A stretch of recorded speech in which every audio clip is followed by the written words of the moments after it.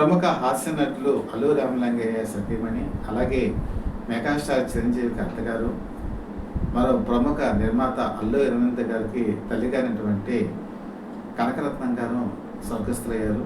వారి ఆత్మకి శాంతి చేకూరాలని చెప్పి, అలాగే వారి కుటుంబాలకు కూడా ప్రగాఢ సానుభూతిని సత్యాబ్రత పీపుల్ లైవ్ టీవీ తెలియజేస్తుంది. ఈమె జీవితానికి సంబంధించిన కొన్ని ఆసక్తికర సంఘటనలు మేము ముందుంచుతాను. ఎక్కడ ఈ వీడియో స్కిప్ చేయకుండా చూడండి. మెగాస్టార్ చిరంజీవి సినీ ప్రయత్నాలు చేసే తరుణంలో సుధాకర్ హరిప్రసాద్తో కలిసి ఒక రూమ్లో ఉండేవారు. ఆ పక్కన పూర్ణ పిక్చర్స్కి సంబంధించి ఒక మేనేజర్, ఆయన పేరు ఏంటంటే పురాణ శర్మ గారు. ఆయన ఏంటంటే ఈ డిస్ట్రిబ్యూషన్కి సంబంధించిన వ్యవహారాన్ని కూడా చూస్తుండేవారు. చాలామంది నటులు అవుదాం అనుకున్న వాళ్ళంతా ఈ దగ్గరికి వచ్చేవారు. అలాగే చిరంజీవి కూడా వాళ్ళ దగ్గరికి వెళ్ళి వాళ్ళతో పరిచయం అది పెంచుకునేవారు. ఇదే క్రమంలో ఆయన ఫిల్మ్ ఇన్స్టిట్యూట్లో చదువుతుండగానే పునాది రాళ్ళు అనేటువంటి సినిమాలో అవకాశం వచ్చింది. ఆ షూటింగ్లో ఉన్నప్పుడు ఏంటంటే అక్కడ ప్రొడక్షన్స్ వ్యవహారాలు చూసే సత్యనారాయణ అని ఒక ఆయన ఉన్నారు. ఈ సత్యనారాయణ అన్న ఎక్కడ ఉండేవారంటే అల్లు రామలింగ గారి ఉన్న ఇంట్లో అద్దుకుండేవారు. కాబట్టి ఈ పునాది రాళ్ళ తర్వాత ప్రాణం ఖరీదు స్టార్ట్ అయింది. ఈ టైంలో ఏం చేసేవారంటే చిరంజీవి వాళ్ళ ఇంటికి వెళ్తుండేవారు. వెళ్తున్నప్పుడు అక్కడ కనకరత్నం గారు ఫస్ట్ టైం చిరంజీవిని చూశారు. అప్పటికి ఇంకా మనుగోలు పాండవుల సినిమా స్టార్ట్ అవ్వలేదు. ఎవరు ఈ కుర్రాడు అని చెప్పేసి వాడు ఎంక్వైరీ చేస్తే, అంటే అక్కడ ఉన్న సత్యనారాయణ అడిగారు, ఈయన చిరంజీవి అని చెప్పి కొత్తగా వస్తున్నారని అంటే అలా అని చెప్పి వివరాలన్నీ కూడా తెలుసుకున్నారు. అప్పుడే ఆవిడ మనసులో ఒక బీజం పడింది. ఎందుకంటే సురేఖకి అప్పుడు పెళ్లి సంబంధాలు చూస్తున్నారు కాబట్టి చిరంజీవి అయితే బాగుంటారని ఆవిడ మనసులో ఒక అభిప్రాయం వచ్చింది. అదే అభిప్రాయాన్ని అల్లు రామలింగయ్యతో కూడా షేర్ చేసుకున్నారు. అప్పటికి బీకామ్ చదువుకున్నారు ఆయన, మీకు అందరికీ తెలిసిన విషయమే. అలాగే ఇదే టైంలో పునాది రాళ్ళు సినిమా షూటింగ్ కూడా ప్రారంభమైంది. అప్పటి నుంచి అల్లు రామలింగయ్య గారు ఏం చేసేవారంటే చిరంజీవి ఎలాంటి వ్యక్తి, అతని నటన ఎలా ఉంది, అతను ఏ విధంగా ప్రవర్తిస్తాడు, అతనికి ఏమైనా బ్యాడ్ హ్యాబిట్స్ ఉన్నాయా లేదా, ఇవన్నీ కూడా పరిశీలించేవారు. షూటింగ్ అంతా పూర్తయ్యి వాళ్ళు ట్రైన్లో వెళ్తున్నప్పుడు ఆయన ఒక చిన్న టెస్ట్ కూడా చేశారు. బాబు నాతో పాటు నువ్వేమైనా ప్యాకాట ఆడతావా అని చెప్పి పిలిస్తే, లేదండి నేను ప్యాకాట అది నేను ఆడనని చెప్పారు చిరంజీవి. పోనీ మందేనా వేసుకోవయ్యా నాతో కలిసి కొంచెం కంబైన్డ్గా పార్టీ చేసుకుందాం అంటే, లేదండి నేను చెప్పాలంటే నేను ఆంజనేయ స్వామి ఉపాసకుడిని, నేను అలాంటివన్నీ కూడా టచ్ చేయనని చెప్పారు. ఏదైనా మొహమాట పడుతున్నావు అని అడిగితే లేదని కూడా చెప్పారు. సరే ఇది మన ముందే ఏమైనా ఇలాగ ఉన్నాడా, వెనకాల ఏమైనా ఇలాగా తావుడు కానీ ప్యాకెట్ కానీ ఉన్నాయని చెప్పి వెరిఫికేషన్ చేశారు. వెరిఫికేషన్లో చిరంజీవి చాలా మంచి వ్యక్తి అని చెప్పి వాళ్ళకి రిపోర్ట్స్ కూడా వచ్చాయి. దాంతో ఆయన ఏం చేశారంటే మళ్ళీ వెళ్ళి మిగతా వాళ్ళందరినీ కూడా అడిగారు. అడిగితే చివరికి ఒపీనియన్ ఎటు రానటువంటి పరిస్థితుల్లో కనకరత్నం గారు మన అల్లు రామలింగయ్య గారితో ఏం చెప్పారంటే, ఏమండి ఇప్పుడు నేను మిమ్మల్ని పెళ్లి చేసుకున్నాను, మీరు సినిమా నటులు, మీరు ఎంతో ఆదర్శప్రాయంగా ఈరోజు మరుగుతున్నారు, కాబట్టి చిరంజీవి కూడా ఎందుకు అలా ఉండకూడదు, కాబట్టి మనం తప్పకుండా చేద్దాము, అతను పైకి వస్తాడు, భవిష్యత్తులో మంచి నటుడు అవుతాడని ముందుగానే ఆవిడ చెప్పారు. ఆ మాట ప్రకారమే అల్లు రామలింగయ్య పెళ్లి చేశారు.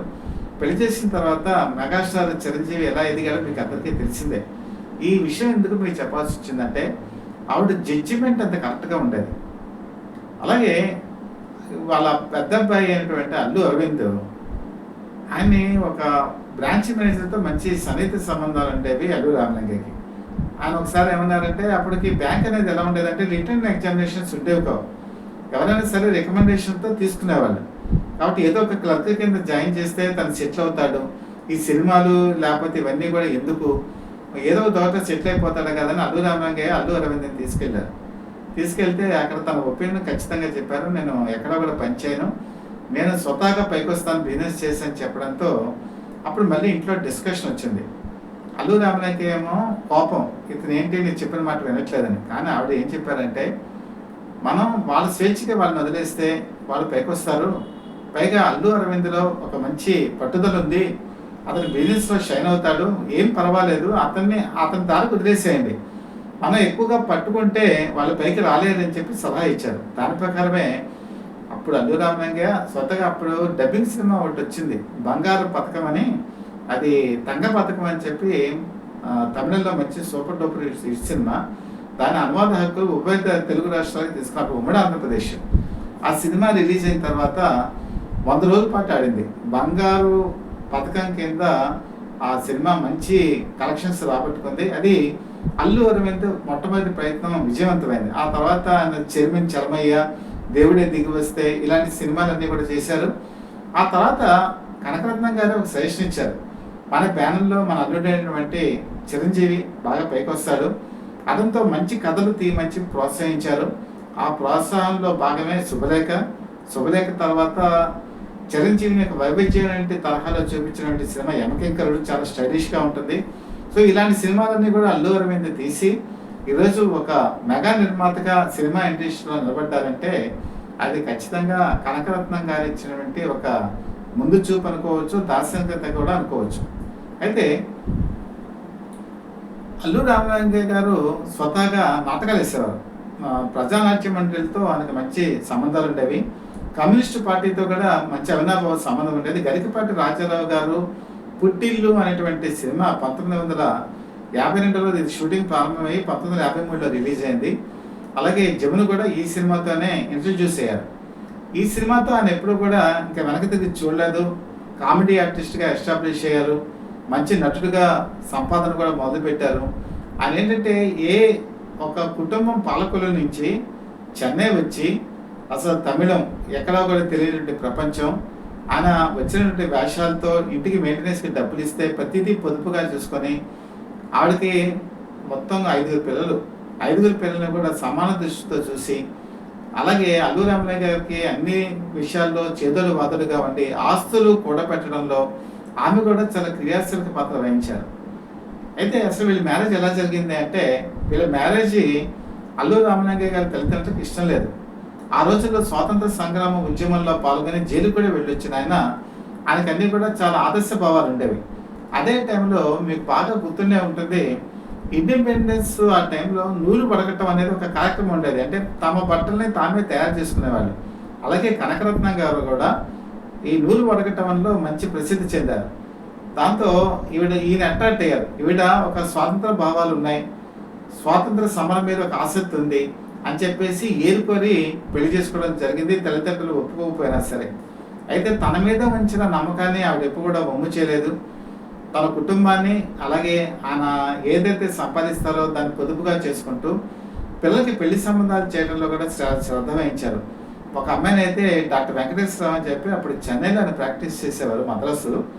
అప్పటికి ఒక పేషెంట్ని చూడటానికి కేవలం 2 నుంచి 3 రూపాయలు మాత్రమే తీసుకునేవాళ్ళు.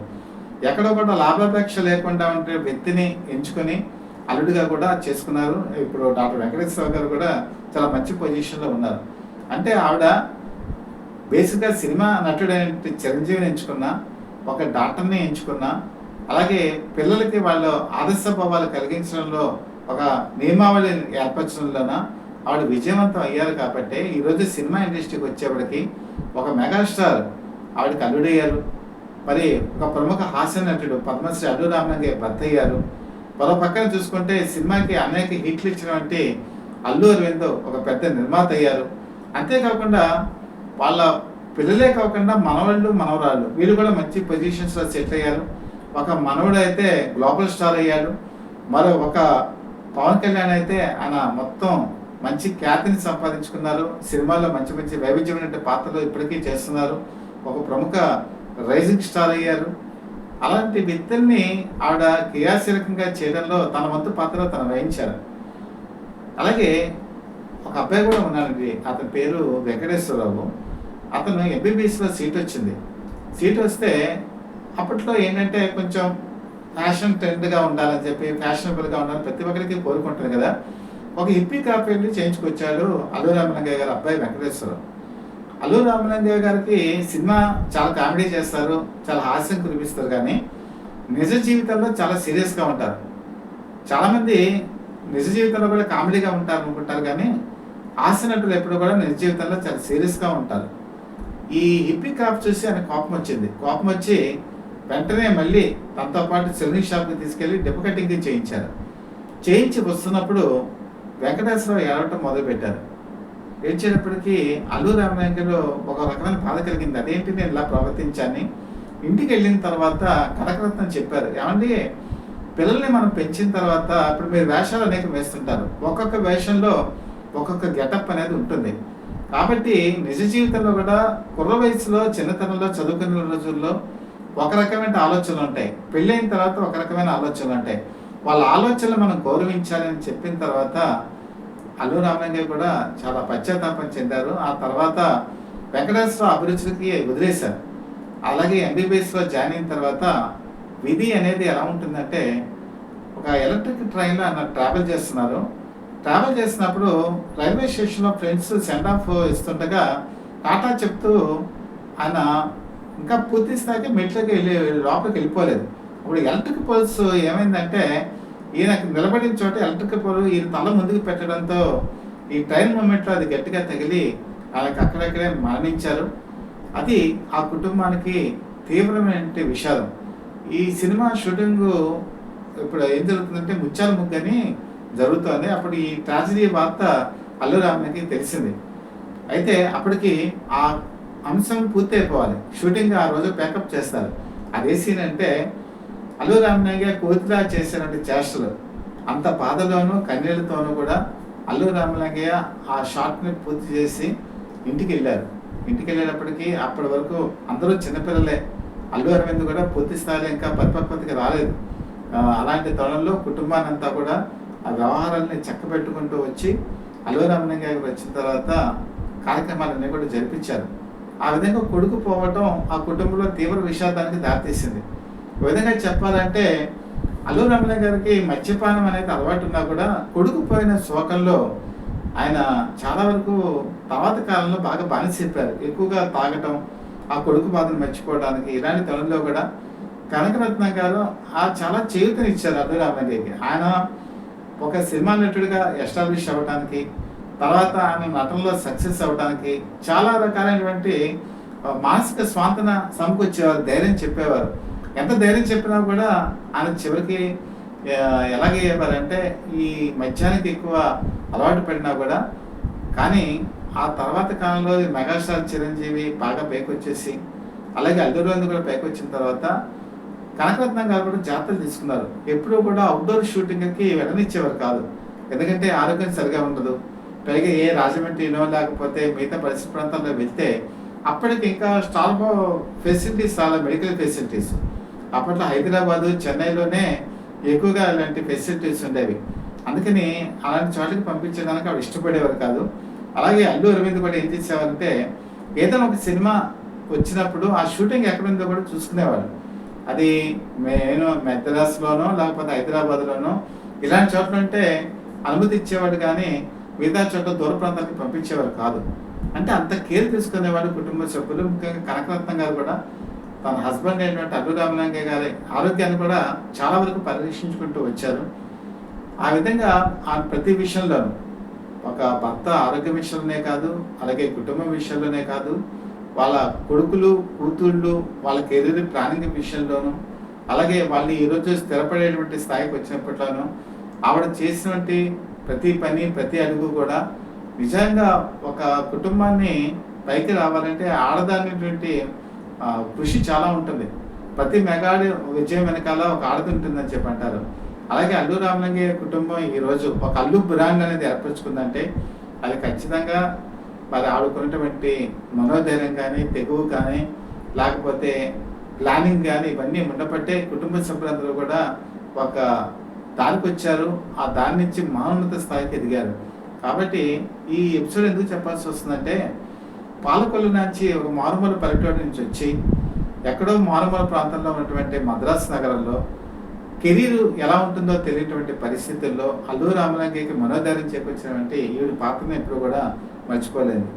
పైగా ఇంకోటి ఏంటంటే, ఈ స్వాతంత్ర సమరం, ఈ ఇండిపెండెన్స్ సంబంధించినటువంటి స్ట్రగులు, ఆ రోజుల్లో మెయిన్ ఆవిడ చూసినటువంటి విషయాలు ఏంటంటే, పాలకొల్లు కానీ ఆ పరిసర ప్రాంతాల్లో కానీ చాలా చోట్ల మెడికల్ ఫెసిలిటీస్ ఉండేవి కావు. డాక్టర్స్ అనేవాళ్ళు చాలా ఎక్కడో మారుమూల ప్రాంతాలకు వచ్చేవాళ్ళు కాదు, సిటీస్లోనే ఉండేవాళ్ళు. ఈవిడ ఆ విషయాన్ని గమనించి అల్లు రామలింగని ప్రోత్సహించారు. అల్లు రామలింగ గారు కూడా హోమియో వైద్యం అంటే చాలా ఇష్టం. హోమియో వైద్యం అంటే ఇప్పుడు చాలామంది అనుకుంటారంటే అల్లు రామలింగ గారు ఏదో పుస్తకాలు చదివి హోమియో వైద్యం చేసేవారు అనుకుంటారు, కానీ ఆవిడకి ఒక రిజిస్టర్డ్గా ఉండాలి అని చెప్పి ఒక థాట్ ఉండేది. దాంతో ఆయన చిన్న చిన్న వేషాలు ఇస్తున్నా, పెద్ద పెద్ద వేషాలు ఇస్తున్నా కూడా ఎప్పుడు కూడా ఒకటే చెప్పేవారు, మీరు డాక్టర్గా ఉండాలనేటప్పటికీ ఆయన విజయవాడ వెళ్ళి విజయవాడలో ఎగ్జామినేషన్స్ రాయడం జరిగింది. అలాగే క్వాలిఫైడ్ ఆయన హోమియో డాక్టర్గా కూడా రిజిస్టర్ చేయించుకున్నారు. చేయించుకున్న తర్వాత కూడా ఆయన ప్రతి ఒక్కరికి కూడా ఏదో ధన సహాయం ఏదో తనకు వస్తుందనో, లేకపోతే ఫీజు తీసుకుందామని ఆలోచన లేకుండా ఎవరు ఈవెన్ 24 క్రాఫ్ట్స్లో ఏ టెక్నీషియన్ వచ్చినా కూడా వాళ్ళకి చాలా వరకు ఆయన ఉచితంగా మందులు ఇచ్చేవాళ్ళు, ఉచితంగా వైద్య సహాయం అందించేవాళ్ళు. అలాగే ఎన్టీ రామారావు, నాగేశ్వర, కృష్ణ, శోభన్ బాబు ఇలాంటి వాళ్ళందరూ కూడా ఏదైనా వాళ్ళకి వైద్యానికి సంబంధించి, హోమియోపతికి సంబంధించి ఏదైనా సహాయం కావాలన్నా, సలహా కావాలన్నా అల్లు రామలింగయ్యని పిలిపించేవాళ్ళు, వాళ్ళకి వైద్యం కూడా చేసేవాళ్ళు. ఆ విధంగా అల్లు రామలింగయ్య హోమియో వైద్యుడిగా మాటల్లో కూడా ఈ కనకరత్న గారి పాత్ర ఎంతైనా ఉంది. పైగా అల్లు రామలింగయ్య గారికి ఉన్నటువంటి ఇంకో మనస్తత్వం ఏంటంటే, ఆయన మాయా బజారు లాంటి సినిమాల్లో చేస్తున్నప్పుడు కూడా సైకిల్ మీద షూటింగ్కి వెళ్ళేవాడు. అలాగే ఒక నిర్మాతగా సెటిల్ అయిపోయి డబ్బులు వచ్చి మంచి మంచి ఎస్ఎస్ ఏర్పరచుకున్నా కూడా ఆయన మార్నింగ్ టైంలో ఏం చేసేవాళ్ళు అంటే సైకిల్ తొక్కుతూ వెళ్తూ ఉండేవారు. అంటే ఒక అంబాసిడర్ కారు ఉన్నా, లేకపోతే ఒక మంచి ఇల్లున్నా కూడా తన పూర్వ పరిస్థితి ఏది అని గుర్తు చేసుకోవడానికి ఆయన సైకిల్ తొక్కుతూ వెళ్ళేవారు. అదేవిధంగా ఈవిడ కూడా ఎంత డబ్బులు వచ్చినా, ఎంత సంపాదించినా, వాళ్ళ కొడుకులు కానీ లేకపోతే వాళ్ళ అల్లుడు కానీ ఎంత పెద్ద స్థాయికి వెళ్ళినా కూడా నిరాడంబరత, నిగర్వి, ఎక్కడ కూడా తనకి భాష్యం, ఇంత డబ్బులు వచ్చాయి, ఇన్ని కోట్లు వచ్చాయి, నేనేదో పెద్ద స్థాయిలో ఉన్నాననేది కాకుండా అందరితో కూడా కలివిడిగా ఉంటూ, మంచితనంగా ఉంటూ, ప్రతి ఒక్కరు కూడా డబ్బు సంపాదించిన తర్వాత దాన్ని ఎలా నిలబెట్టుకోవాలో కూడా సలహాలు చెప్తూ ఈరోజు ఆ కుటుంబాన్ని ఒక ఉన్నత స్థాయికి ఒక మార్గదర్శిగా వెలుగొందారంటే ఖచ్చితంగా ఒక మహిళకు ఉన్నటువంటి తెగువ కానీ, ధైర్యం కానీ, లేకపోతే నిబద్ధత కానీ, అంకుఠిత దీక్షత కానీ మనం తెలుసుకోవాలి. నేను ఈ విషయాలు ఎందుకు చెప్తున్నానంటే, నేను చెప్పే ప్రతి విషయం సినిమాటిక్గా కాకుండా ఈరోజు ప్రతి గృహిణి ఏం నేర్చుకోవాలి, ఏ విధంగా కుటుంబాన్ని పైకి తీసుకురావాలి, ఏ విధంగా వాళ్ళ హస్బెండ్స్కి మనోధైర్యం ఇవ్వాలి, ఏ విధంగా కొడుకులకి ఒక మార్గం చూపించాలి అనేటువంటి విషయాల్లో తెలియచేయడానికి ఈ ఆసక్తికర విషయాలన్నీ కూడా మేము ముందుంచుతున్నాను. ఇలాంటి వాళ్ళు చాలా అరుదుగా ఉంటారండి సొసైటీలో.